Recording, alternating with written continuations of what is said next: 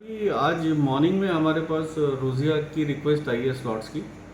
और वो 30 दिसंबर से उन्होंने अपनी फ़र्स्ट फ़्लाइट को अनाउंस किया। अभी उन्होंने 9 फ़्लाइट्स की रिक्वेस्ट भेजी है।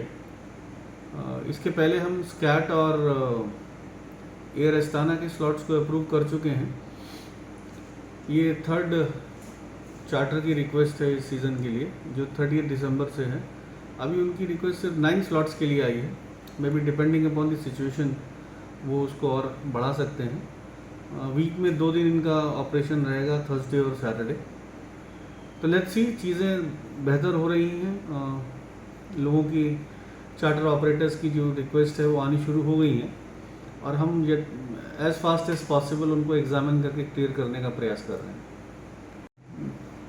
91 डिपार्चर्स हैंडल किए हैं फ्लाइट से, 91 डिपार्चर्स, यानी कि 182 ऑपरेशन प्लस उसके साथ साथ नॉन शेड्यूल ऑपरेशंस भी थे।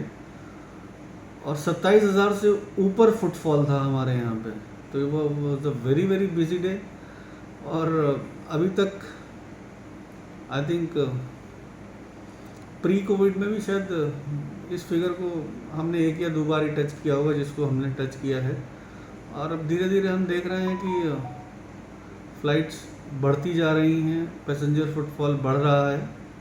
हमने अपनी तरफ से प्रिपरेशन को और अपने गार्ड को कम नहीं किया है। हम उसी तरीके से अपने काम में जुटे हुए हैं। हमारी टीम उसी तरीके से अपनी सारी चीज़ों में लगी हुई है।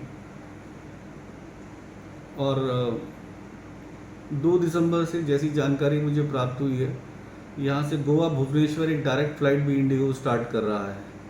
तो चीज़ें गोवा के लिए बेहतर होती जा रही हैं। Hotel occupancy is almost full, hotels में रूम नहीं मिल रहे हैं।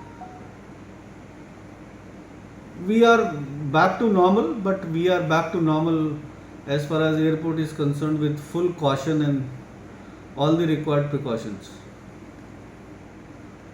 जहाँ तक इंटरनेशनल ऑपरेशंस का सवाल है, तो वो तो इसी बात पर डिपेंड करता है कि इंटरनेशनल ट्रैवलर बाकी नेशन से ट्रैवल करता है कि नहीं करता है। अगर लॉकडाउन की स्थिति रहती है या वहाँ पे कोविड की स्थिति ख़राब होती है, तो बट नेचुरल बात है कि उसका इम्पैक्ट भारत पर भी और गोवा पर भी पड़ेगा।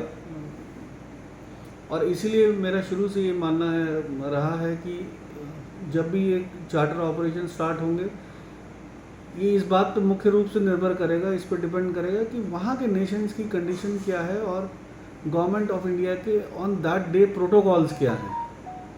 तो वहाँ की अगर स्थिति ख़राब होती है और गवर्नमेंट ऑफ इंडिया के प्रोटोकॉल चेंज होते हैं, तो उसके मद्देनज़र ही जो भी फ़्लाइट ऑपरेशन होगा वो ऑपरेट करेगा। ये बड़ा सिंपल सा